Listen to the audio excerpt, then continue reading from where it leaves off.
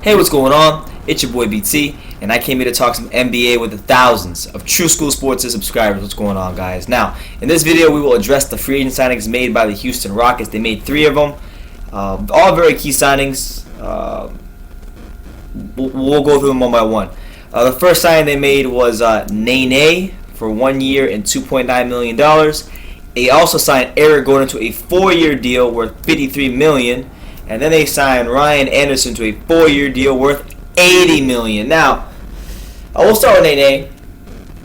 Nene is a guy he's in the twilight of his career, but still, at his age, at his size, is a guy that can, give you some offense in your front court, give you some rebounding in your front court, and just a good experienced big man. So, at 1 year, $2.9 million, that is peanuts in any NBA salary cap.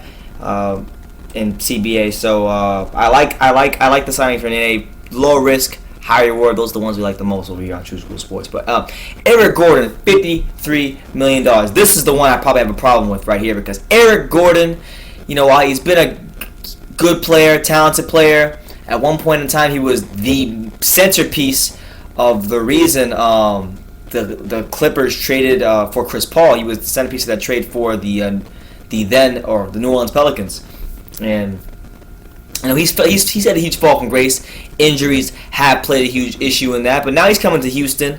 He will probably he is going to be the backup to James Harden. So maybe that's a better role for him. There'll be less wear and tear on his knees and his legs, and he can come behind James Harden. Maybe they put James Harden at point guard and he runs the duties there. They put him at point guard. Whatever they want to do. Eric Gordon, I don't like the signing for the money. It's just too much of a risk. But I guess if you're in a position like the Rockets, no risk, no reward. So there it is for the Rockets. 4 years, $53 million for Eric Gordon. And then Ryan Anderson, 4 years, $80 million. That's $20 million a year for a guy that is really one of the best stretch fours we have in the NBA. Ryan Anderson can play. People don't understand this guy can play.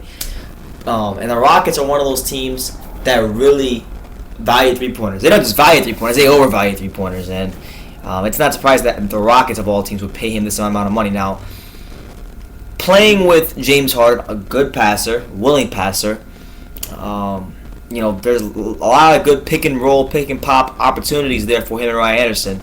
Nene, also a good pick-and-roll player.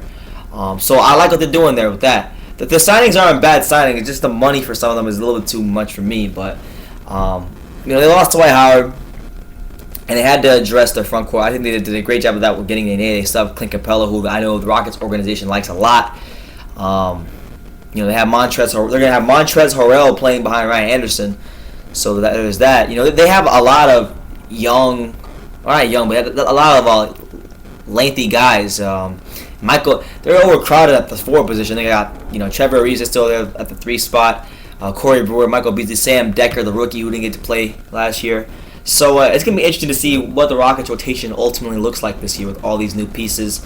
Sam Decker being healthy.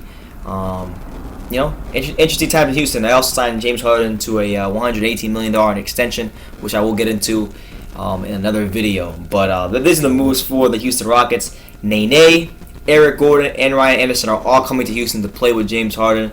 Let me know what you guys think about these comments down below. Does this make the Rockets a better basketball team? And do you think these guys will be able to fit in with James Harden?